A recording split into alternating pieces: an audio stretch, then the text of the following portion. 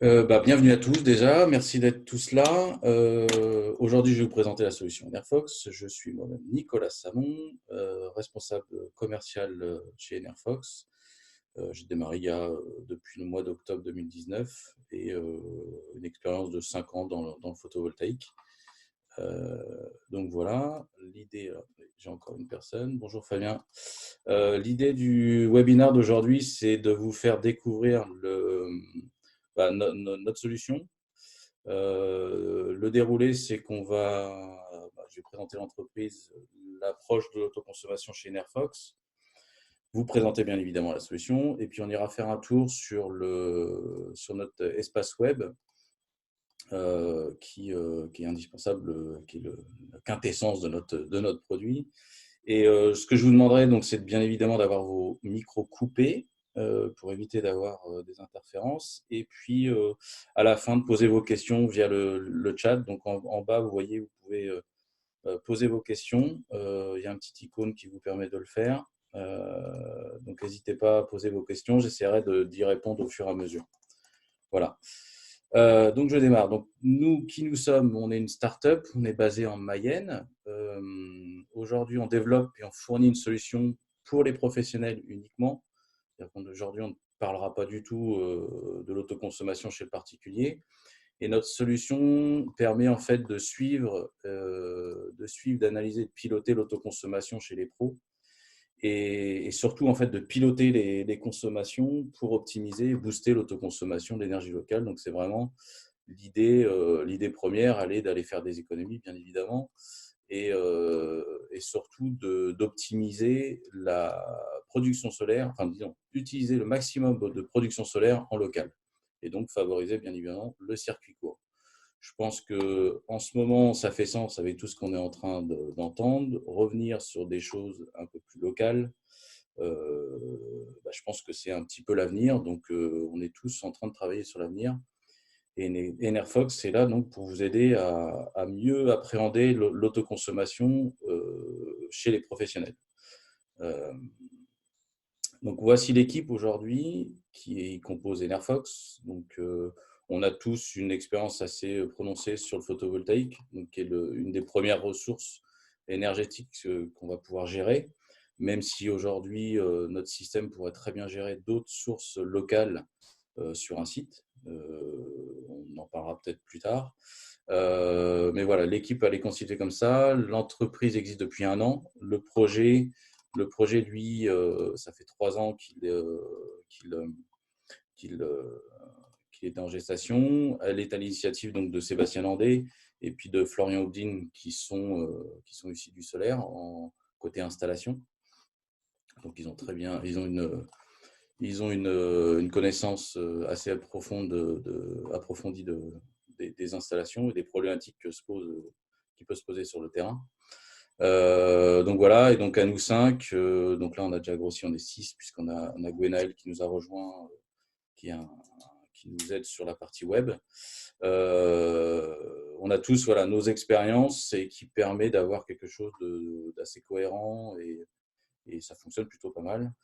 Donc notre ambition, elle est vraiment d'être le référent sur la gestion de l'autoconsommation dans le milieu professionnel. Donc j'en dis pas plus pour l'instant. L'autoconsommation avec Enerfox, comment nous on la gère et comment on l'appréhende surtout. Excusez-moi, j'ai encore une personne qui arrive. Bonjour Florian. Comment on l'appréhende? Voilà, nous en fait, l'idée, on est parti d'un constat et l'approche des bureaux d'études qui sont celles-ci, donc un bureau d'études qui est Texol, que tout le monde connaît, elle est de dire aujourd'hui, l'objectif sur l'autoconsommation, c'est de faire correspondre bien évidemment la consommation à la production. Donc, l'objectif, c'est de mettre en place des stratégies qui permettent d'améliorer ce ratio-là.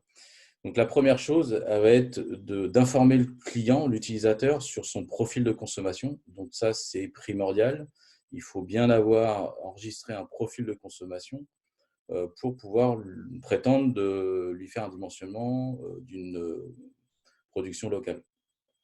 Et donc là, Enerfox va pouvoir avoir une solution dans le sens où on va pouvoir enregistrer le profil de consommation de façon très précise et surtout révéler des problématiques qu'il y a plus chez les professionnels que chez un particulier, puisqu'on est souvent sur des installations triphasées, et donc de surveiller des comportements électriques qui ne sont pas négligés pour le bilan d'autoconsommation.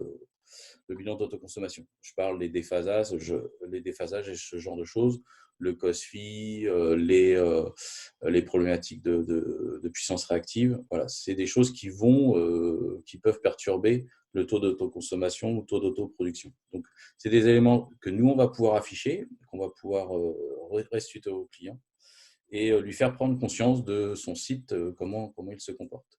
Ensuite, un bureau d'études, il va chercher à réfléchir avec son client sur la façon dont il consomme. Donc, il va chercher à aller peut-être utiliser des appareils moins énergivores. Et puis, à la suite de tout ça, il va lui dimensionner une production locale, donc le photovoltaïque en l'occurrence, qui va correspondre à son besoin de consommation. Donc ça, c'est les premières étapes. Et sur ces étapes-là, en fait, Enerfox va pouvoir vous accompagner. Donc, comme je vous disais, pour monitorer finalement la consommation, mais aussi pour monitorer en cours d'exploitation du site le système. C'est-à-dire de bien mesurer ce qui est consommé et ce qui est produit localement. Donc, voilà sur quoi nous, on va pouvoir agir. Et le dernier point qui va permettre en fait l'optimisation de l'autoconsommation chez votre client, ça va être la gestion de ses charges, donc en pilotant certaines charges. Et donc là, on va voir qu'il y a différentes stratégies qui sont à mettre en place.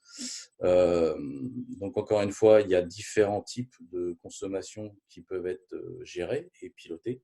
La première qu'on connaît tous, pour ceux qui ont déjà des expériences dans l'autoconsommation, c'est des utilisations thermiques, c'est-à-dire de l'eau chaude sanitaire, une PAC, une chambre froide, un tank à eau glacée. Donc, c'est-à-dire tout système qui a une sorte d'inertie.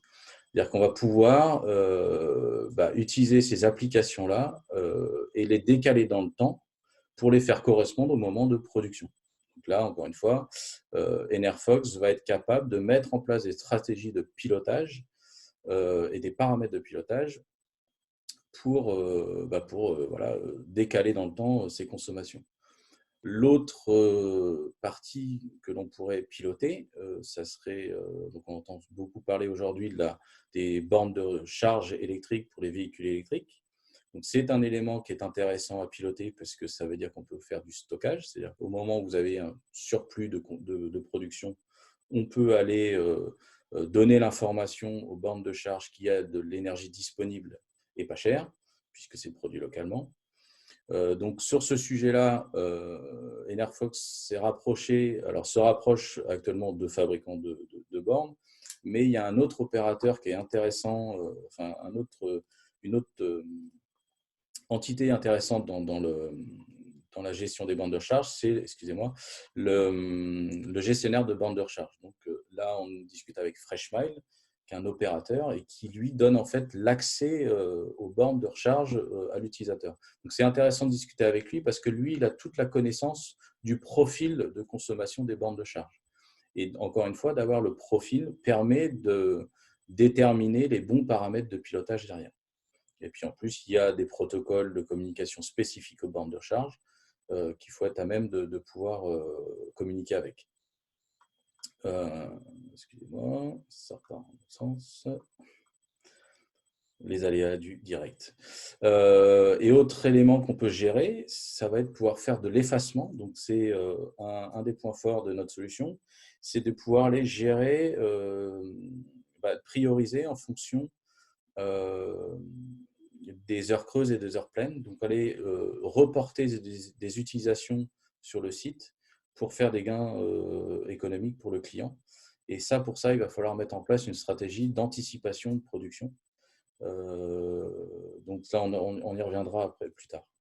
Et puis le dernier point, décidément, le dernier point que nous, on peut aborder avec Enerfox, ça va être le stockage électrique local, donc sur des batteries stationnaires.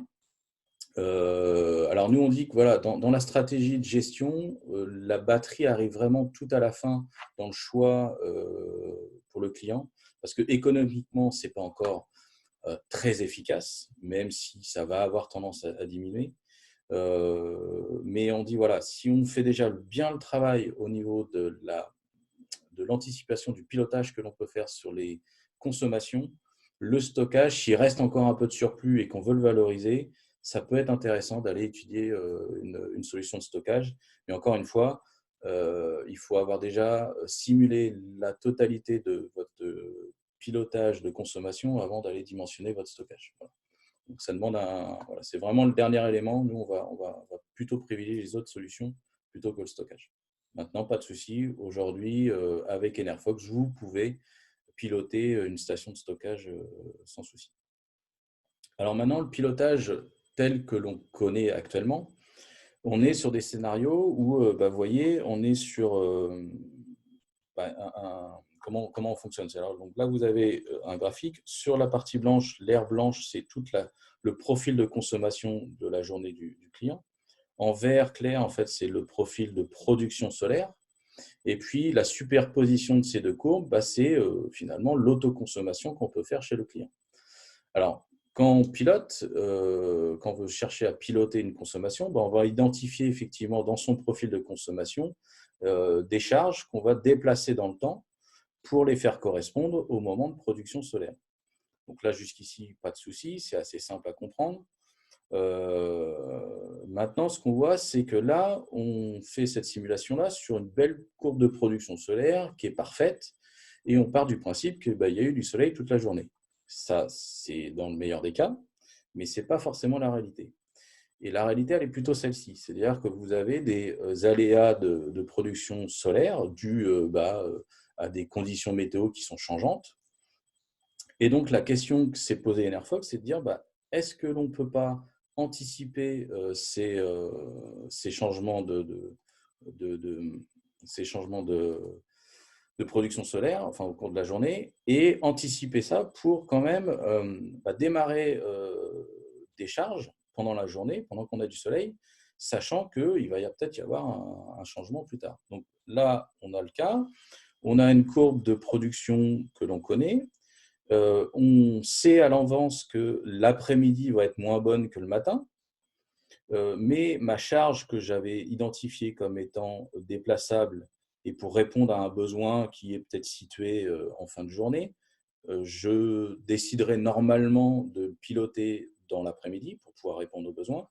Et bien là, si je sais que l'après-midi va être moins bonne, je vais le démarrer quand même le matin, malgré que sur cette matinée-là, je n'ai pas forcément la totalité de mon besoin énergétique, mais j'en ai quand même plus que l'après-midi.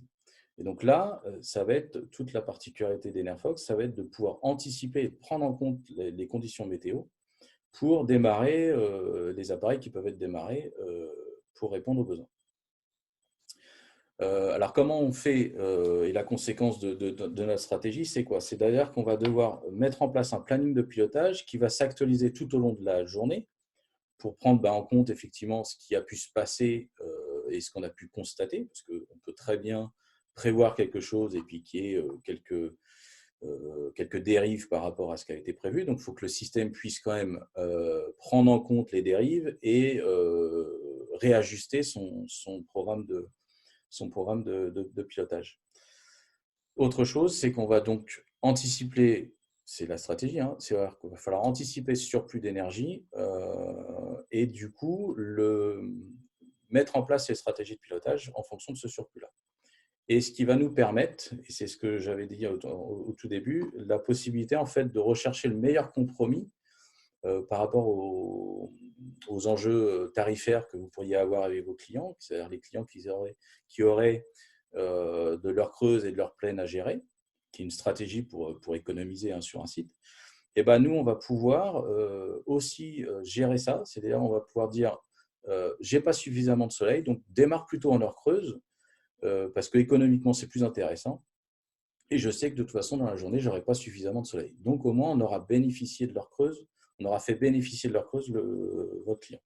Donc, ça, c'est aussi une conséquence de cette anticipation-là météo.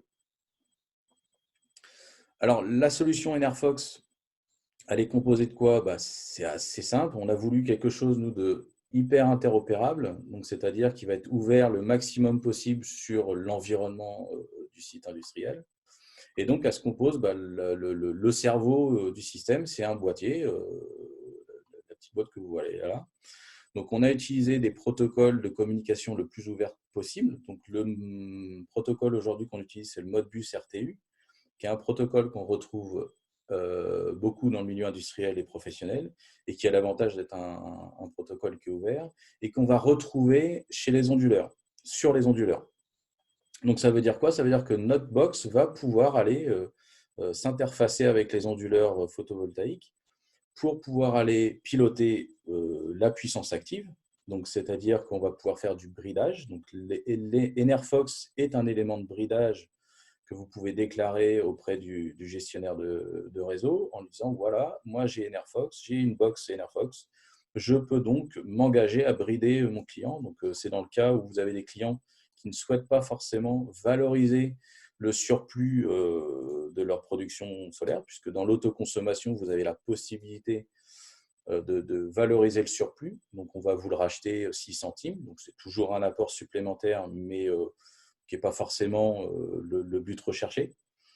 Et donc, ce que je vous disais, si vous ne voulez pas valoriser ce surplus, il faut que vous puissiez déclarer auprès du gestionnaire la possibilité en fait, de brider votre installation solaire et donc vous vous engagez à ce qu'il n'y ait aucun électron qui transite sur le réseau d'Enedis. Donc, Enerfox est un élément de bridage. Autre élément qu'on va pouvoir piloter sur l'onduleur, ça va être son COSFI, c'est-à-dire effacer en partie, on va dire, la puissance réactive qui pourrait être créée sur le site de votre client. Donc, encore une fois, la puissance réactive, elle va être générée par les consommations du site. Et Dieu sait qu'il y en a sur des sites industriels, à cause des moteurs, enfin tout ce qui est résistif qui pourrait être sur le site. Donc, on n'est pas une batterie de compensation non plus, mais on sait qu'on peut effacer une partie de cette puissance réactive-là en gérant le COSFI de l'onduleur. Donc, aujourd'hui, on n'a pas le recul suffisant pour vous dire quel est le bénéfice en tirer, mais on sait qu'on pourra, en tout cas, piloter ces éléments-là, puisque ce sont des éléments pilotables sur les onduleurs. Et dernière information qu'on peut récupérer via le Modbus des onduleurs, ça va être les alertes et on pourra en afficher quelques-unes via notre interface.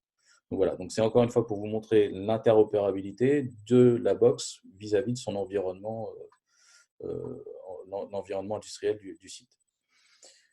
Ensuite, il nous faut forcément des compteurs, des éléments de comptage. Donc, on a encore une fois la possibilité de récupérer l'information sur les compteurs existants d'un site industriel. Ça fait déjà une paire d'années où il y a eu pas mal de compteurs et de gestion de GTC, GTB qui ont été installés chez les professionnels. Donc, c'est un constat qu'on a fait. Et donc, l'idée, ce n'est pas forcément de vendre à tout prix nos compteurs, c'est aussi d'utiliser les compteurs déjà existants et de récupérer l'information de comptage qui existe sur les sites. Intérêt de ça, c'est quand vous êtes en mode récupération d'informations pour faire le profil de consommation de votre client, et ça vous permet juste d'installer une box, de vous connecter directement sur le Modbus des compteurs existants et de pouvoir récupérer l'information et de vous faire le profil de votre client. Donc, encore une fois, la possibilité de s'interopérer de s'interfacer avec le maximum d'éléments, c'est un objectif d'Enerfox. Et dernier élément qui est intéressant, notamment pour le pilotage, ça va être s'interfacer avec une centrale de gestion qui serait existante chez votre client. Et là, on va pouvoir piloter en envoyant des informations de pilotage de type comment dirais-je, je me suis perdu, excusez-moi, de type des consignes de pilotage plus fines de type température ou autre. Ensuite, le système, il va aller récupérer l'information et le renvoyer sur un serveur qui va permettre en fait de visualiser toutes les informations pour votre client et vous-même. Le serveur NRFox, on a la possibilité, comme on est dans le milieu professionnel, de mettre en place des liaisons VPN pour sécuriser l'information, pour pas que sur les sites un peu sensibles, qu'on puisse garantir une certaine sécurité pour le client. Et l'avantage aussi de notre système, c'est que toute la centrale d'acquisition, en fait, embarque l'intelligence du système. C'est-à-dire que si vous avez une connexion, enfin une déconnexion du système avec le serveur, le système reste autonome et va pouvoir continuer à piloter sans souci le système enfin, le site de votre client. Autre information qui est importante à bien comprendre et à faire passer auprès de vos clients, c'est que notre système de pilotage, il n'est pas intrusif. C'est-à-dire que ce qu'on ne veut pas, c'est être l'ordre de pilotage et avoir un risque de mettre en danger le site du client. Nous, on donne de l'information au système qu'on va piloter, et c'est au système que l'on pilote qui choisit ou pas de prendre en compte les consignes de pilotage. C'est-à-dire qu'on sera toujours en second rôle, en second temps sur le pilotage. Encore une fois, pour sécuriser le client, quand on est sur des sites industriels type usine, il ne faut pas qu'on puisse mettre à mal le site. Donc voilà, l'information, elle est en second ordre et n'est qu'une information de pilotage. Ensuite, la box, elle est associée à différents éléments. Donc, les compteurs, on en a parlé tout à l'heure. Donc, nous, on a dans notre gamme des compteurs, enfin des centrales de comptage qu'on appelle FoxMeter, qui sont associés, donc qui vont pouvoir mesurer la tension et l'intensité et les différents paramètres électriques du site. On verra ça tout à l'heure, les différents paramètres qu'on peut remonter. Donc, on a deux technologies aujourd'hui qu'on utilise, qui ont chacun leur avantage et inconvénients. Ce sont des tors clipsables et des tors Rogowski, qui sont deux technologies différentes. L'avantage du Rogowski, c'est que ce sont des tors flexibles. Donc, ça veut dire que pour aller installer ça sur une barre de puissance, c'est assez simple. Il n'y a pas forcément besoin de couper. Donc, on travaille quand même, par contre, sous tension, mais on n'a pas forcément besoin de couper toute l'alimentation du site. Alors, si tant est, bien évidemment, que l'opérateur ait les habilitations pour le faire. Et puis, les tors clipsables sont plus… C'est-à-dire que vous avez différentes tailles en fonction des ampérages que l'on va vouloir mesurer. Donc, ça suppose qu'il faut bien avoir les bonnes dimensions des câbles sur lesquels on va s'installer. Ensuite, on a Fox Control, qui est en fait le petit boîtier qui permet, quand vous avez un système à piloter et qui n'a pas en fait d'intelligence embarquée, on va aller pouvoir en fait relayer, enfin envoyer de l'information à des relais de puissance, donc du contact sec, générer des contacts secs pour ouvrir ou fermer le circuit et donc piloter l'appareil à piloter. Dernier élément qu'on va avoir, c'est comme on est sur des protocoles de communication Modbus. Là, on a développé une petite passerelle, une passerelle Ethernet qui permet en fait de passer du RS485, qui est le port physique du Modbus RTU, de passer du RS485 à un signal Ethernet pour utiliser finalement le réseau Ethernet chez le client, parce que ça évite du coup de tirer encore une fois du câble chez le client, donc ça simplifie un peu les choses. Et puis on a un transmetteur RF qui permet en fait de faire des ponts radiofréquences quand le Modbus vous n'avez pas possibilité en fait de tirer un câble entre deux bâtiments, et on va utiliser la radiofréquence pour passer d'un bâtiment à l'autre. Voilà. Je ne m'étale pas là-dessus, c'est des éléments qui sont plus à voir au moment où on est en train de prévoir le système. Voilà, donc là je vais vous présenter ce que ça donne au niveau de l'interface. Voilà. Je vais encore des participants qui arrivent. Hop. Donc notre interface, voici comment elle se compose. Donc vous avez un login bien évidemment, je me connecte. En tant qu'installateur professionnel, vous allez voir apparaître en fait l'ensemble des installations qui sont déjà monitorées avec NRFox. Donc là on va aller en voir un. Donc là c'est Hervé Classe, donc un agriculteur. hop, je vois que j'ai une question. Alors, les questions, je regarderai les questions plus tard. Donc là, l'interface. Alors attendez, oui, j'ai compris ce que vous voulez me dire, c'est que vous ne voyez pas ce que je suis en train de regarder. Merci de l'information.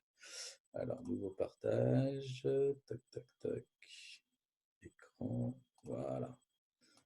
Tac. Là, ça devrait fonctionner. Excusez-moi.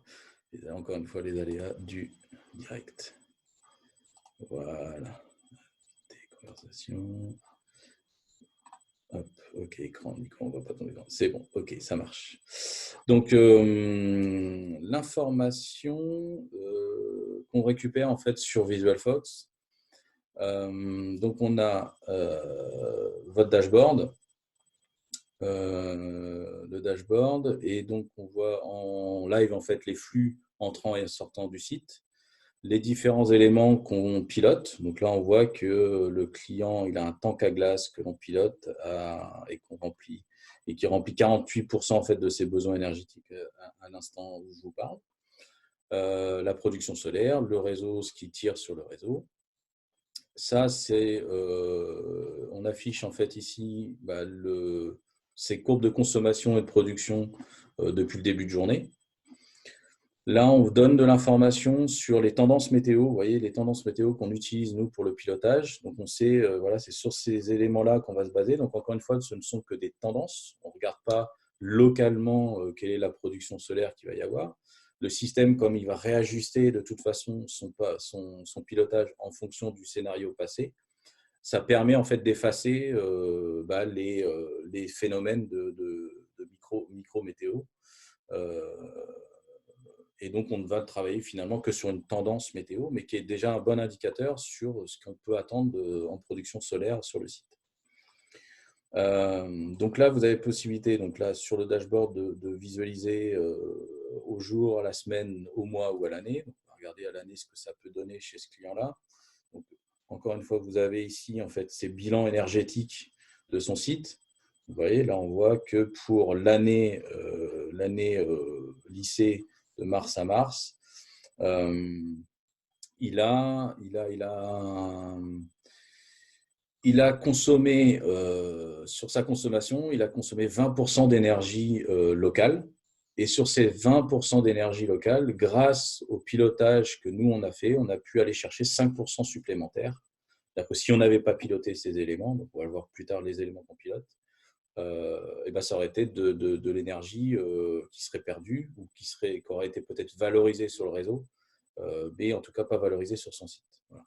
Et donc c'est pour ça que ces deux indicateurs-là, l'autoconsommation, qui est ici le taux d'autoconsommation et le taux d'autoproduction, donc le taux auquel il est indépendant, le taux d'indépendance, sont importants à avoir pour le client. Donc ça, c'est les éléments qu'on peut voir. Alors, ce qui est assez intuitif, hein, vous avez la possibilité de supprimer voilà, des informations et puis comparer les informations les unes aux autres. Donc ça, c'est un peu intéressant. Donc là, on parle là ici de flux, donc c'est-à-dire qu'on est en flux cumulé. Voilà. Donc on regarde la quantité d'énergie achetée, celle qui a été autoconsommée. Puis après, vous avez la vision énergétique du site, qui vous permet justement là de voir un petit peu les proportions de chacun. Donc, on voit bien là le profil de consommation chez le client sur l'année. On voit sa production solaire. Donc là, on va regarder, on va supprimer la consommation et on va voir comment on a optimisé, nous, sa production solaire. Donc, je retire ces éléments-là. Donc là, on voit bien la courbe de production, logique. Hein. En été, on produit plus qu'en hiver. Ça n'a rien de nouveau. Si on avait auto-consommé naturellement sans piloter, ben voilà ce qu'on aurait réussi à valoriser sur son énergie. Et puis voilà ce que nous, on a réussi en fait, en pilotant, réussi à gagner en décalant les éléments pilotés. Donc voilà, après la possibilité aussi de suivre historique, d'avoir son historique sur son site. Je vais laisser charger la page. Voilà. Donc là, on le voit encore une fois pour la journée d'aujourd'hui. Ah, excusez-moi, j'ai fait une erreur. Toc. Ok. Plein des fenêtres un peu partout. Voilà, donc là, on a la vision sur la journée. On peut l'avoir encore une fois sur la semaine. Et donc, vous avez la courbe de consommation, la courbe de production du site, et puis ses performances sur son site. Donc, on va regarder là sur… Hop, je vois que j'ai encore une question. Son joli et assez intuitif. Merci. Merci, Nicolas. Là, l'idée, c'est de vous montrer quelque chose. Alors, je vais essayer de sortir là. Voilà. On va regarder sur l'année. Est-ce que ça va bien vouloir faire comme je veux? On a changé très récemment certains visuels, donc je recherche encore. On va regarder sur un mois un peu. Voilà. On va regarder le mois en 2019. Sur le mois de juillet, généralement, le mois de juin. Non, le mois de juillet, c'est mieux. Le mois de juillet, c'était pas mal. Qui va venir. Voilà.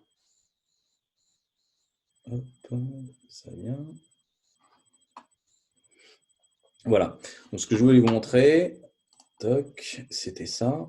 Encore une fois, c'est de voir le bénéfice de pilotage, de piloter.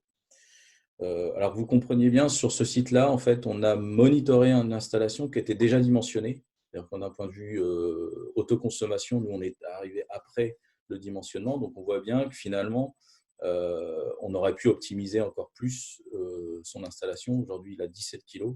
Je vous montrerai un petit peu les ratios, mais il a 17 kW crête d'installer. Et par rapport à ce couple de consommation, on aurait pu lui préconiser plus de panneaux. Mais là, nous, voilà, le client, c'était un de nos premiers clients et on a monitoré quelque chose qui était déjà existant pour faire nos premiers tests. Mais c'était intéressant de voir en tout cas le bénéfice qu'on a réussi à lui tirer. Donc encore une fois, voilà, si je fais la différence entre si j'avais piloté et pas piloté, et ben le gain est quand même intéressant. Alors maintenant, on va regarder une chose intéressante, c'est sur le pilotage. Le pilotage, comment on le visualise? Alors là, on va le voir pour la journée d'aujourd'hui. Actuellement, on ne peut pas encore le visualiser en historique, ça viendra bientôt. C'est ce que je vous ai montré tout à l'heure dans la présentation. C'est voilà, ça c'est le scénario qui est prévu par le système. Donc là, vous avez toute la partie de gauche, ce qui s'est déroulé depuis minuit. Et ça, c'est toute la partie de droite, c'est ce que le système a déjà prévu et a prévu au niveau de son pilotage. Donc aujourd'hui, chez ce client-là, on pilote deux éléments. On pilote un chauffe-eau et un tank à glace. Alors qu'est-ce que le tank à glace? Je vais vous montrer à quoi ça ressemble. Je vais repartager ça. Là, hop, écran. Comme ça va être beaucoup plus simple. Comme ça, vous voyez directement ce que je fais. Voilà. Vous voyez toujours, hein. Dites-moi si vous voyez bien mon écran. J'ai changé un peu le partage. Est-ce que c'est bon pour vous? Oui, on va partir du principe que oui. Donc voilà, le tank à glace, en fait, c'est ce que vous voyez là. C'est l'élément tout petit là. Tac, voilà. C'est un système en fait qui permet de produire de la glace en permanence. Donc chez un agriculteur laitier, ce qu'ils ont besoin en fait, c'est refroidir leur lait au moment de la traite. Et donc il y a différentes façons de refroidir le lait. Vous pouvez le faire avec un détendeur. Donc au fur et à mesure que vous avez besoin du froid, vous le fabriquez. Ou là, vous avez ce système-là où en fait vous avez un gros réservoir de glace que vous produisez en permanence. Et l'avantage de ça, c'est que vous avez une notion de stockage. Et donc là, on va stocker l'énergie sous forme de froid et sous forme de glace. Donc ça, c'était une application très intéressante pour Enerfox parce que là, et ben voilà, le pilotage, et là, on trouve effectivement le bénéfice du stockage. Donc son tank à glace, on le pilote de telle manière. Il a une tarification heure creuse heure pleine. Donc ça aussi, ça c'est des éléments qu'on va prendre en compte dans notre pilotage, puisque pour la traite du matin, qui est généralement entre 6 et 7 heures du matin, voilà, il a besoin de froid. Donc en fait, lui, il va utiliser l'heure creuse de la nuit pour produire sa glace au moment où il va démarrer. Là, on voit, c'est les robots de traite qui démarrent. Au moment où il va faire sa traite. Donc là, il a bénéficié d'heures creuses pour le faire. Et puis après, nous, on a prévu une production solaire de cette forme-là. Vous voyez la courbe ici. Et du coup, on a prévu démarrer le tank à glace entre midi et 13 heures. Alors, et on a prévu aussi de le faire entre 14 et 17 heures. Pourquoi? Parce qu'en fait, il a sa dernière traite de la journée qui est basée ici. Et donc, on va charger le tank à glace pour pouvoir répondre à son besoin. Donc, ça veut dire que les paramètres de pilotage qu'on a identifiés avec le client, on a dit, voilà, on va déterminer des quantités de glace que l'on veut à telle ou telle heure, et le système va arbitrer en permanence, est-ce que je le fais avec du solaire, est-ce que je le fais sur le réseau parce que le réseau est moins cher. Voilà comment on a mis en place cette stratégie de pilotage. Le ballon d'eau chaude, de la même manière, on a défini des besoins sur un temps et on va piloter en fonction justement de l'apport solaire disponible ou pas. Et là, le client, il va avoir la possibilité de comparer. Là, c'est intéressant aussi pour vous de comprendre. Là, c'est tel que nous, on l'a défini en termes de pilotage avec le solaire. S'il n'y avait pas eu de solaire et si on ne l'avait pas piloté en fonction des apports solaires, voici comment en fait, le tank à glace et le ballon d'eau chaude auraient été pilotés. C'est-à-dire qu'on aurait tout fait sur de l'heure creuse. Voilà. Et le fait de savoir qu'il allait y avoir du soleil, eh ben, on a décalé effectivement le pilotage du tank à glace. J'espère que j'ai été clair, mais l'idée, c'est ça. Et ce qu'il faut bien comprendre dans le pilotage chez le professionnel, c'est justement d'être en capacité d'adapter en fait les paramètres de pilotage. Et ça, c'est aussi une particularité chez Enerfox, c'est que les paramètres de pilotage, demain, vous pouvez venir avec une application qu'on ne connaît pas, et ça sera à charge à nous et discuter justement, et c'est là je voudrais insister aussi là-dessus, c'est que quand on est sur un système comme ça, il va falloir à un moment donné pouvoir, je parle aux installateurs là, de s'appuyer sur une tierce personne qui va être le bureau d'ingénierie, le bureau d'études, qui va lui mener une campagne de mesure avec vous chez le client, de comprendre ses profils de consommation et de comprendre ses besoins. Si on ne comprend pas, si on n'arrive pas à intégrer le besoin, on ne peut pas déterminer de paramètres de pilotage.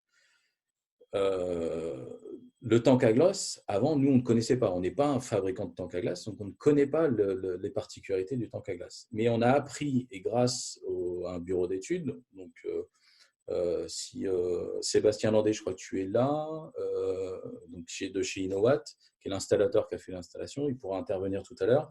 Il travaille en fait avec un bureau d'études qui est MyENR et qui a fait toute cette étude de profil de consommation. Et ça lui a permis de déterminer les paramètres de pilotage et du coup, nous, de pouvoir les restituer en fait sur notre interface.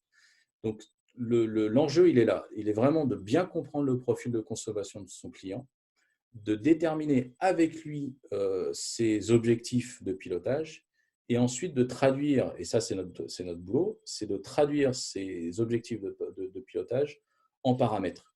Voilà. Donc ça veut dire qu'au fur et à mesure du temps, la base de données de notre système va… vous voyez, on a un tank à glace. Si je devais rajouter un autre élément à piloter, je vais aller chercher dans une base de données en fait, des paramètres de pilotage.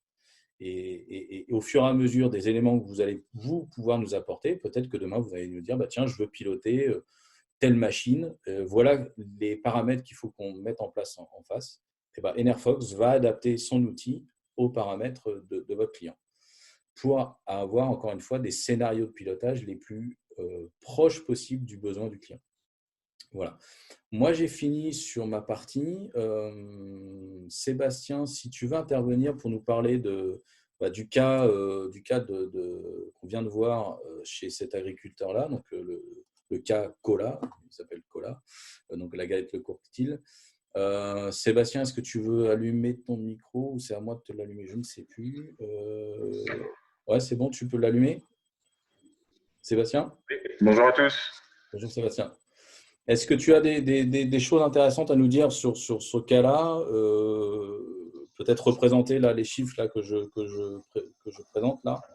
Ce qu'on peut peut-être rajouter, c'est que il y avait une obligation chez ce client-là d'augmenter le litrage que l'on voit, la production laitière, et que pour ce et pour y arriver, il était obligé de remplacer son tank et remplacer son tank avec une puissance de soutirage beaucoup plus importante. Il était obligé de passer et de faire modifier le réseau auprès d'Enedis. Donc, il était devant une contrainte sur laquelle on a travaillé, ce qui a fait le choix de la technologie du tank à eau glacée, couplé à de l'autoconsommation. Mais pas que de l'autoconsommation sans avoir une action de pilotage.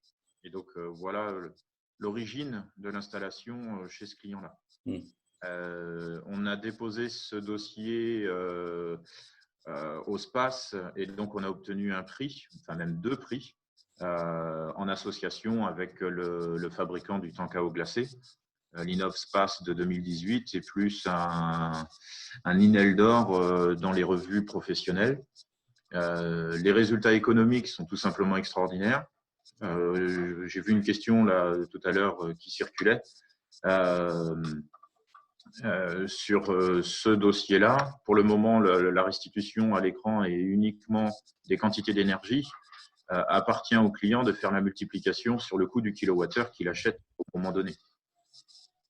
Oui, c'est ça. C'est-à-dire que nous, alors, effectivement, chez Enerfox, on ne veut pas trop rentrer dans les polémiques économiques. On fait de l'effacement énergétique avant de faire de l'effacement économique, mais c'est forcément lié, quoi. Donc, c'est vrai qu'on n'affiche pas. C'est un choix qu'on avait fait aussi au départ, de ne pas forcément afficher des bilans économiques, et on affiche surtout des bilans énergétiques. Voilà. Parce que nous, on est là pour mesurer de l'énergie et pas mesurer de la monnaie. Et effectivement, derrière, on sait bien que c'est aussi de l'économie qui est générée.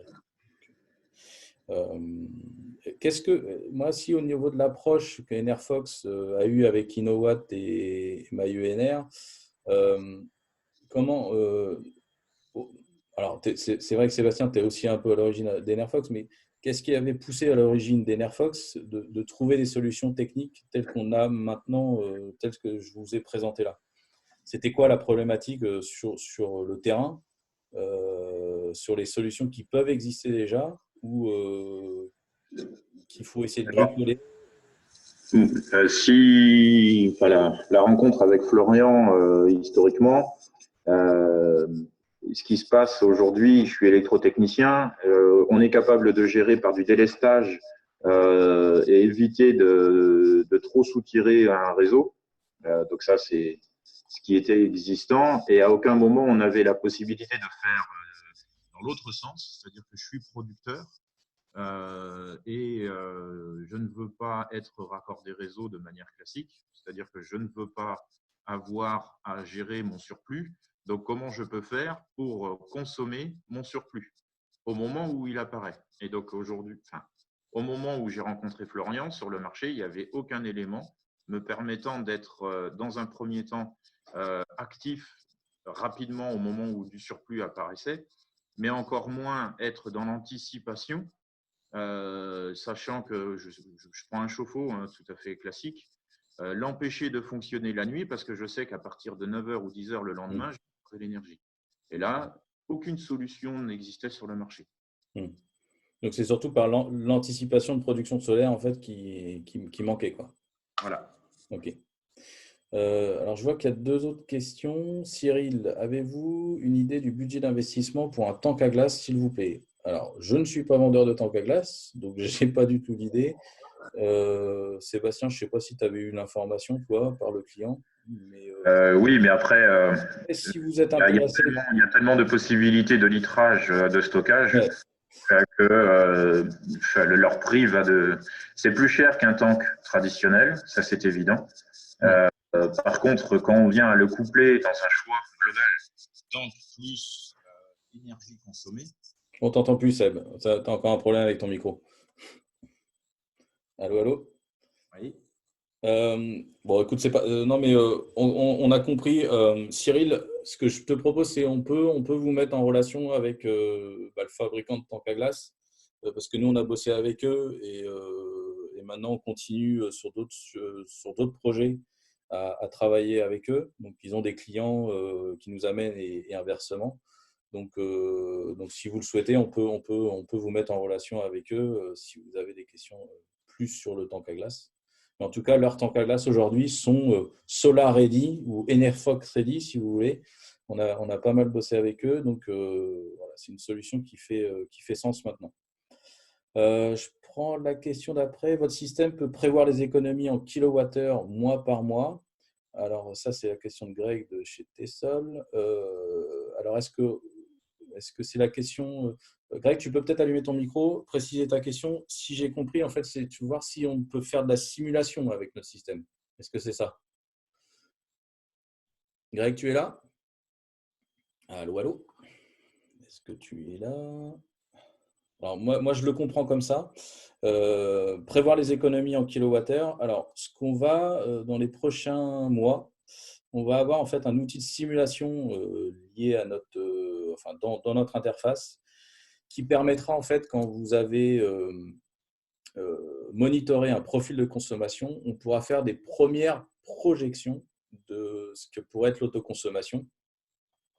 Donc, on pourra faire des simulations, mais ça ne remplacera pas le boulot que je vous disais tout à l'heure, c'est-à-dire déterminer des profils types de consommation tout au long de l'année chez votre client pour pouvoir le dimensionner derrière. C'est-à-dire qu'on pourra dire, bah voilà, je mets tant de kilowatts crête de panneaux orientés comme ci, comme ça, et un productible de temps. Voilà comment la courbe serait remplie par mon système. Enfin, voilà comment je pourrais répondre aux besoins énergétiques du client. Et ça s'arrêtera là, c'est-à-dire que derrière, il vous faudra quand même des éléments, de dimensionnement derrière. On ne sera pas, nous, un outil de dimensionnement, ça sera plus un outil de simulation. Hop, j'essaie de revenir, excusez-moi, arrêter. Voilà. Alors, je regarde les autres questions. J'espère que j'ai répondu à ta question, Greg. Ensuite, quel est votre business model? Partage d'économie avec le client. Bonne question. Comment on gagne de l'argent? Alors aujourd'hui, on vend du matériel, une partie. L'autre partie, en fait, qui est assurée au niveau de notre business model, c'est les abonnements à notre interface, à notre système. Alors l'abonnement, il comprend quoi? Il comprend l'affichage de toutes les informations, tout ce que vous avez vu. Il comprend aussi toute la mise à jour de la box, puisque ce que je vous disais, le système il est embarqué, donc toute l'intelligence elle est mise à jour en permanence. Et donc on peut faire nous la mise à jour à distance sans que ça soit payable pour le client. C'est payable à travers son abonnement, si je puis dire. Et ensuite, ça va être toute la base de données météo qu'on utilise pour faire le pilotage. Donc ça, c'est des éléments aussi qu'on va récupérer et renvoyer à la box. Donc, on envoie en fait toujours 72 heures lissées. Donc, la box, en fait, elle a toujours un programme de météo entre guillemets, sur les 72 prochaines heures. Donc, ça permet en fait de réajuster les scénarios de pilotage. Donc, voilà, le business model, il est assez simple à comprendre. Du matériel, de l'abonnement. L'abonnement, il est annuel. Pas forcément obligé de le continuer, mais après, voilà, vous n'avez pas la mise à jour, la météo. Donc, si vous n'avez plus les météos à jour, votre système va pouvoir se piloter, il n'y a pas de souci, mais il ne sera plus aussi pertinent dans ses calculs de pilotage. Jérôme, question par rapport à la passerelle Modbus. Possible de convertir signal module TCP/IP en RTU compatible avec Enerfox? J'ai envie de dire oui. Je ne vois pas trop le Modbus, il est ouvert. La question, c'est est-ce qu'on peut discuter avec un SMA, quoi? Est-ce que c'est ça la question, Jérôme? Est-ce que tu peux me dire si c'est ça? Oui, non. Oui, d'accord, ok. Ouais, donc oui, en théorie, oui, puisque de toute façon, le protocole, c'est un protocole ouvert. Donc, ils n'ont pas. C'est l'avantage aujourd'hui de ce protocole-là, c'est qu'on va pouvoir récupérer le truc. Donc, ce que tu me dis, c'est que chez SMA, en fait, le port physique, c'est pas du RS485, excuse-moi, c'est du RJ45. et bah oui, il faudra convertir le signal Modbus avec la petite passerelle que je vous ai montrée. Il n'y aura pas de souci pour s'interfacer là-dessus. Faut-il être sur le même réseau en fait? C'est-à-dire que si ton onduleur est sur le même réseau RJ45 que notre box, on va récupérer l'adresse IP en fait de l'onduleur et du coup récupérer les informations qu'on a besoin et donc piloter aussi. Pourriez-vous nous montrer les types d'alertes reçues sur l'outil? Alors non, je ne peux pas parce qu'aujourd'hui on l'a pas mis en place. Les clients chez qui on est, on ne remonte pas encore l'information par les onduleurs parce que ça n'a pas été demandé jusqu'ici. Mais je pense que de toute façon, une fois qu'on a la table des informations de l'onduleur, on peut aller choisir les informations que l'on veut. Et après, la mettre en forme, ça, c'est une autre chose. C'est des choses qui sont en développement chez nous en cours. Greg, super, tu penses qu'on peut mettre cela dans notre logiciel du coup? Ça fera une prévision budgétaire à l'année. Alors oui, l'idée du système, je vous l'avais montré au tout début, c'est aussi d'utiliser la box quand vous êtes en amont du projet, quand vous êtes en enregistrement de profil. Plus tôt vous êtes avec la box, et mieux c'est parce que vous avez un bon profil de consommation. Donc l'idée, c'est d'avoir le même outil en amont de projet et en exploitation du site. C'est comme ça que vous avez toujours la même box. Donc, l'idée, c'est de récupérer l'information, d'exporter les données. Donc, les données que nous, on enregistre sont exportables en .csv et peuvent être du coup intégrées dans n'importe quel logiciel de dimensionnement. On s'est rapproché récemment d'Archelios, qui est un logiciel de dimensionnement solaire assez pointu, qui est pas mal parce qu'il vous aide à faire tout le dimensionnement aussi électrique de l'installation solaire. Donc, on a vu avec eux pour récupérer la base, la table qu'il faut que nous, on extrait de notre système pour que ça soit directement intégré dans leur logiciel. Donc oui, on veut travailler de plus en plus, encore une fois, avec ce qui existe déjà sur le marché et d'être interfaçable le plus facilement possible pour tout le monde. Parce qu'encore une fois, tout le monde n'utilise pas les mêmes logiciels. Est-il prévu d'étendre votre solution pour le résidentiel ou le petit tertiaire? Alors, résidentiel, c'est compliqué. En fait, pourquoi c'est compliqué? C'est parce qu'on a fait des choix techniques de produits assez pointus, donc qui sont du coup assez, plus chers et peut-être plus difficilement valorisables chez un particulier par rapport aux gains qu'on va y faire. Le petit tertiaire, aujourd'hui, on peut être intéressant. Il y a un sujet là-dessus. Tout dépend encore une fois du profil de consommation, si c'est un gros consommateur. Nous, aujourd'hui, on estime que, allez, à partir de 45, c'est vraiment la partie basse, 45 000 kWh à l'année, c'est vraiment partie très basse, plutôt 60 000 kWh à l'année, on va commencer à regarder et avoir une solution qui va être intéressante. Et notamment, la problématique dans le petit tertiaire, c'est le pilotage. C'est qu'est-ce qu'on a à piloter. Donc encore une fois, il faut travailler sur le profil de consommation pour le savoir. Votre solution permet de piloter une centrale en autoconso jusqu'à quelle puissance? Il n'y a pas de puissance limite. Il n'y a pas de puissance limite. De toute façon, on ne fait que de la mesure. Le pilotage, tout dépend de l'appareil qu'on voudra piloter et sa puissance et surtout la façon dont on peut le piloter. C'est-à-dire que si les relais de puissance que nous, on peut piloter, c'est des relais de puissance qui sont… c'est du contact sec, donc on n'a pas de puissance limite, quoi. On fait juste du on-off et on donne… c'est l'action mécanique sur le relais de puissance, quoi. Donc tout dépend de la taille du relais de puissance. Voilà. On fait des modes BusCV en natif, pas besoin de passerelle. Ah oui, alors ça, c'est Florian qui me dit ça. Effectivement, le mode bus TCP/IP, je vous ai dit une bêtise tout à l'heure, c'est que on a des éléments qui sont en mode bus RTU, qui sont en fait les compteurs, mais la box en elle-même, elle peut être native en TCP/IP. Donc, on pourra s'interfacer directement sur l'onduleur SMA. C'était pour la question de tout à l'heure. Le système de monitoring peut-il être transféré via push FTP vers QoS ou Quantum? Alors ça va être une question pour Flo. Florian, il faudra qu'on y réponde. Je n'ai pas la réponse maintenant. Florian, est-ce que tu as la réponse à cette question? Est-ce que tu as vu cette question-là déjà, Flo? C'est le système de monitoring peut-il être transféré via push FTP ou vers QoS ou Quantum? On en a déjà parlé de ça. Flo, est-ce que tu as quelque chose là-dessus? Tu es là ou pas? Allô, allô, Flo? Et tu l'as? Oui, je suis Ouais. là. Est-ce que tu as vu la question? Oui, j'ai vu la question. Alors du coup, sur les serveurs, la solution pour transférer les données sur le serveur FTP, on est justement en train de regarder ça et de rajouter ça dans nos fonctionnalités. Alors vers QoS Quantum, là je connais pas du tout.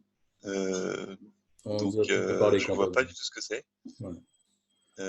Mais d'exporter les données vers les serveurs FTP, on est justement en train de regarder ça. Justement, dans le cas où en fait, souvent on a des GTC ou des systèmes de management C'est qui ça, sont déjà implantés sur le site.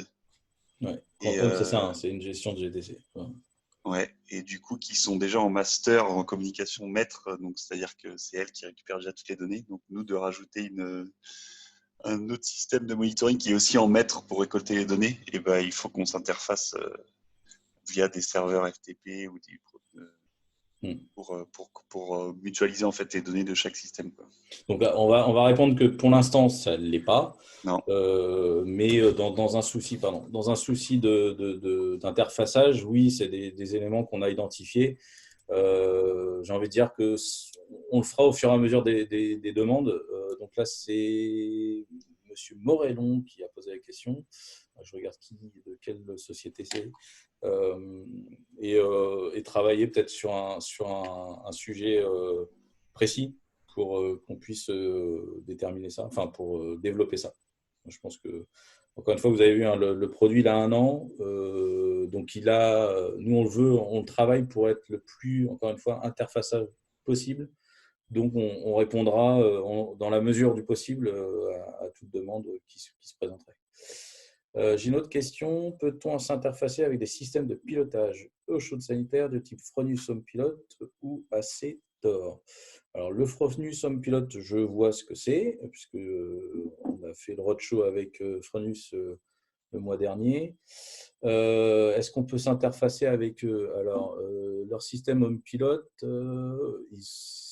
finalement, on est un peu en redondance, quoi. D'ailleurs, c'est très très bien. Leur système, le Home Pilot, est très bien pour piloter un ballon d'eau chaude. Hein. C'est une résistance qu'on pilote. Donc, très bien chez un particulier. Enfin, ça répond aux besoins je vais y arriver, d'un chauffe-eau. Maintenant, si on met du Enerfox et du Fronus, à un moment donné, ça fait redondance et ça ne va pas fonctionner. C'est-à-dire qu'à un moment donné, il faut faire un choix. Quand vous voulez faire une gestion, la gestion d'un site, on ne va pas pouvoir cumuler tous les gestionnaires. En plus de ça, ça va être compliqué à mettre en œuvre. Il faut à un moment donné faire un choix sur dire, OK, la gestion d'autoconsommation, je donne ça à tel ou tel produit ou telle marque. Voilà. Alors, j'ai une autre question. Merci. Donc, Sony Berry qui y va. Merci. Je dois y aller aussi. Plateforme de monitoring pour producteurs photovoltaïques. Question de moi, Monsieur Morellon, encore une fois. Est-ce qu'on a une plateforme de monitoring pour les producteurs photovoltaïques? Oui, c'est en cours. On a la gestion de parc. Et donc, on est en train de mettre en place une gestion de droits. Et il y aura la possibilité, oui, d'avoir des gestionnaires de parc de producteurs photovoltaïques. Donc, ça répondra, j'imagine, à ça. La plateforme, par contre, elle sera dédiée uniquement à l'autoconsommation et on ne sera pas là pour faire du monitoring de centrales PV, comme vous pourriez avoir avec un SolarLog, un Météo Control, ce genre de choses, qui eux sont très pointus sur cet aspect-là. Et Enerfox, pour l'instant, on n'est pas du tout sur ce marché-là. On est vraiment sur monitorer l'autoconsommation, donner l'information la plus pertinente possible pour l'autoconsommation, et puis avoir aussi géré la gestion, gérer le pilotage de manière la plus pertinente possible. Autoconsommation collective, votre solution est-elle adaptée? Y a-t-il un intérêt? Alors oui, il y a un intérêt et elle est adaptée dans le sens où on serait capable, en fait, je ne sais pas si vous connaissez un peu l'autoconsommation collective, mais il y a le, comment dirais-je, il faut mettre en place une clé de répartition entre les bénéficiaires de l'autoconsommation sur un site autoconsommation collective. Il faut dire, bah voilà, un tel et un tel et un tel, il y a une clé de répartition de l'autoconsommation. L'avantage d'une solution comme Enerfox, c'est qu'on va pouvoir générer en fait une clé de répartition par rapport à ce qu'on a mesuré. Donc, on va pouvoir faire cette clé de répartition grâce à l'interface Enerfox et ce que l'on mesure. Donc, il y a un intérêt effectivement à travailler avec Enerfox là-dessus. Je n'ai pas forcément de site aujourd'hui sur cet exemple-là, mais ça fait partie des développements dans les prochains mois, de mettre en place voilà, un système adapté à l'autoconsommation collective et donc les services qui sont associés. Bertrand, justement, le Home Pilot fonctionne en mode bus. La question est de se passer du pilotage Fronus. J'ajoute que le Home Pilot peut fonctionner en 9 kVA tri et a un intérêt dans le tertiaire ou l'agroalimentaire. Oui, je ne remets pas en cause. On est complètement d'accord avec ça. Il fait très très bien le boulot sur le pilotage, mais de la même manière, il pilote surtout une résistance. Donc, il fonctionne en tri. Oui, nous aussi. Enfin, je comprends pas en fait là. Bertrand, si tu veux allumer ton micro, il n'y a pas de souci. Et nous expliquer en fait ta remarque là-dessus. Est-ce que tu es là, Bertrand? Bertrand Lassauzé. Allô, allô? Es-tu là? Allô, Bertrand? Non, tu n'as pas de micro. Bon, d'accord. Ok. Écoute, ça, on pourra échanger. On échangera en off si tu veux, il n'y a pas de souci. Mais encore une fois, oui, ça fonctionne en mode bus, donc on pourrait discuter avec, il n'y a pas de souci, mais il discute en mode bus, mais il ne fait pas que ça. Il y a une centrale aussi d'acquisition comme la nôtre.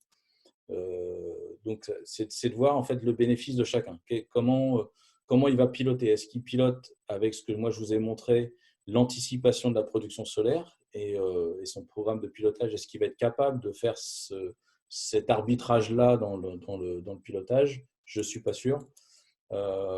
Mais écoute, si tu as une expérience à partager sur le Home Pilot et de me dire voilà, les bénéfices que tu y as retrouvés, de voir si moi je peux y répondre, pas de souci, on peut en discuter. Encore une fois, leur système est très très bien pour piloter un chauffe-eau. Mais après, ça se limite quasiment à ça. Alors, si on peut aussi piloter des pompes à chaleur, c'est aussi intéressant. Encore une fois, c'est du réactif. C'est ce que je vous ai montré tout à l'heure. Le pilotage est réactif. C'est-à-dire, je constate que j'ai un surplus, je démarre. Donc, il n'y a pas du tout d'anticipation. Est-ce que vous nous enverrez votre présentation par mail? Oui, il n'y a pas de souci, je vous l'enverrai. Votre système permet-il d'assurer le zéro injection dans le cas d'installation en autoconsommation totale? Bridage des onduleurs? Oui. Alors, peut-être que Roland, tu es arrivé un peu plus tard, je ne sais pas. J'en ai parlé, ou alors je n'ai pas été, très explicite. Oui, on fait du zéro injection, on peut gérer les injections puisqu'on communique avec l'onduleur. Donc, on est capable de brider et de dire à l'onduleur, tu réduis ta puissance, puisqu'à ce moment-là, on constate plus suffisamment de consommation. Et donc, on va réduire la production d'énergie via l'onduleur. Donc, oui, on le fait, on sait le faire. Donc, il n'y a pas de souci là-dessus. Et ça fonctionne. Aujourd'hui, on le fait avec les SolarEdge. Sébastien Landé, qui a été un de nos premiers clients, oui, il l'a fait sur du SolarEdge et ça fonctionne très bien. Il n'y a pas de souci là-dessus. J'ai plus de questions. Est-ce que vous en avez d'autres à venir ou on a terminé? Et voilà, les questions étaient plutôt pas mal, intéressantes. Je vous enverrai bien évidemment la présentation. Donc, j'ai les adresses mail de tout le monde. Ah, si, j'en ai une autre. Pas de risque quant aux garanties des fabricants d'onduleurs. Non, puisque c'est un protocole qui est ouvert et que aujourd'hui, les fabricants d'onduleurs, en fait, on utilise une faille, entre guillemets, c'est que les fabricants d'onduleurs, sur le marché allemand, ils sont obligés en fait d'avoir des protocoles qui permettent d'être pilotés parce que l'opérateur énergétique en Allemagne a la possibilité en fait de brider directement les onduleurs quand il a envie. Donc ça, c'est une obligation en Allemagne de le faire. Donc c'est pour ça qu'en fait, il y a du RS 485 sur la plupart des onduleurs ou du Modbus, en fait, c'est pour que le gestionnaire de réseau puisse en fait agir sur l'onduleur. Ils sont assez intrusifs en Allemagne. Et donc, on utilise cette faille-là, entre guillemets, pour le faire. Donc, ça veut dire que forcément, l'onduleur accepte, le fabricant onduleur accepte ce pilotage. Donc, il n'y a pas de souci sur la garantie. Voilà. Qu'est-ce que j'étais en train de vous dire? C'était tout. Ouais, voilà. Est-ce qu'il y en a encore? Est-ce qu'on peut balader une Fox Control de client en client pour le relever en amont de projets Indus et récupérer assez facilement les courbes sur plateforme? Quel coût environ? Alors, je ne sais pas de qui. Donc, c'est chez Sunnyberry. Alors, ce n'est pas la Fox Control, c'est pas grave. Hein, donc, c'est la box, la NR Box. Est-ce qu'on peut la balader de client en client? Alors, on est en train de sortir on va sortir là prochainement. C'est une question très intéressante. Un coffret qu'on appelle la Fox Agile. Et dans la Fox Agile, qu'est-ce qu'on retrouve? On retrouve la NRBox, un Fox Meter, donc un compteur, et qui vous permettra justement, effectivement, de faire de client en client, de pouvoir mesurer, faire vos campagnes de mesure chez votre client. Donc ça, je ferai très, très certainement un webinar dès que ça sera fini pour vous présenter ça. Et elle va venir très rapidement parce qu'on voit bien le besoin de pouvoir prendre des mesures.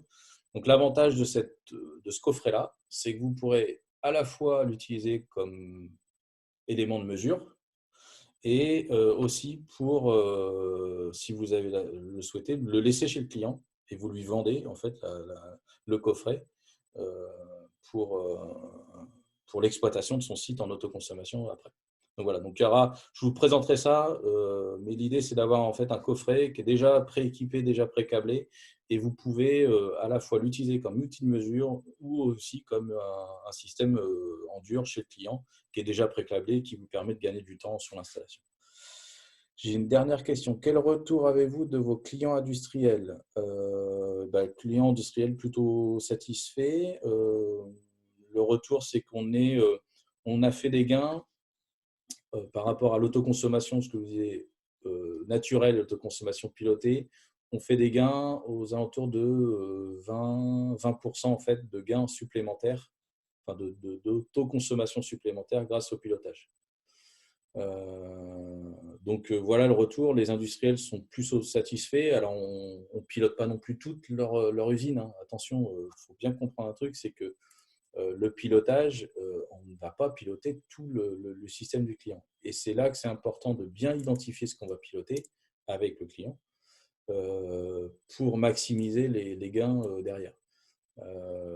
Les clients industriels qui ont fait le choix d'Enerfox pour juste le monitoring de leur installation en autoconsommation sans piloter, le fait de monitorer, c'est ce que je vous disais au tout début, le fait qu'ils voient les courbes de consommation pendant la journée, de voir en fait les paramètres électriques, ça leur donne envie de piloter. Donc c'est ça qui est assez intéressant, c'est que les clients qui sont déjà équipés d'autoconsommation ont en fait cette démarche d'après de dire voilà, c'est bon, je sais mon autoconsommation, je sais comment je consomme, maintenant je veux piloter parce que je pourrais faire un peu plus de gains. Donc c'est en deux coups. Il y a des clients en fait, le client dont on a parlé tout à l'heure, qui est l'agriculteur, le coût d'essai c'était 17 kg, on a monitoré le 17 kg. Aujourd'hui, il veut augmenter son activité, il veut créer en fait un laboratoire de fabrication de yaourts sur son site. Et donc, le fait d'avoir déjà l'ANR Fox chez lui, enfin l'ANR Box chez lui, il va tout son laboratoire, il va essayer d'avoir le maximum d'éléments qui vont être pilotés pour l'autoconsommation. Donc voilà, donc le retour des industriels est assez positif. On en a un autre qui est une usine de confection textile qui, donc lui, est même sur Tracker, donc une belle installation. Et on a juste monitoré l'installation, donc on ne pilote rien, on ne fait que monitorer l'installation autoconso. Aujourd'hui, le gestionnaire du site nous dit, voilà, moi, demain, je veux aller piloter mes compresseurs parce qu'il voit que les compresseurs, ils démarrent de façon un peu intempestive et pas forcément, c'est pas forcément du coup nécessaire. Donc, il va essayer de piloter ça pour stocker de l'énergie physique dans la compression pour la restituer en journée. Donc ça, c'est en journée ou en fin de journée, justement. Donc ça, c'est des choses… voilà la réaction qu'on peut avoir, c'est le fait de donner de l'information est plutôt positif derrière. Voilà. J'ai plus de questions. Merci beaucoup en tout cas de vos questions. Pour vos questions, c'était vraiment intéressant. On refera très prochainement un webinar. J'ai différents sujets qu'on va développer. Il y a bien dimensionner une centrale, donc on va essayer de développer ça. Piloter sa consommation, comment le faire. Les facteurs clés de succès, on va essayer d'y répondre aussi. Et puis les questions que vous avez posées, moi, font peut-être appel aussi à auront peut-être besoin de webinars ou d'entretien direct. Vous n'hésitez pas non plus à m'appeler, vous avez mes coordonnées. Là, en ce moment, on a un peu le temps, donc si vous souhaitez, moi je suis disponible, donc on peut échanger avec grand plaisir. Voilà. En tout cas, merci beaucoup à tous. Je vous envoie dans la journée la présentation. Et puis bon courage, prenez soin de vous, faites gaffe, restez chez vous et voilà. Bon courage à tous, bonne journée. Au revoir.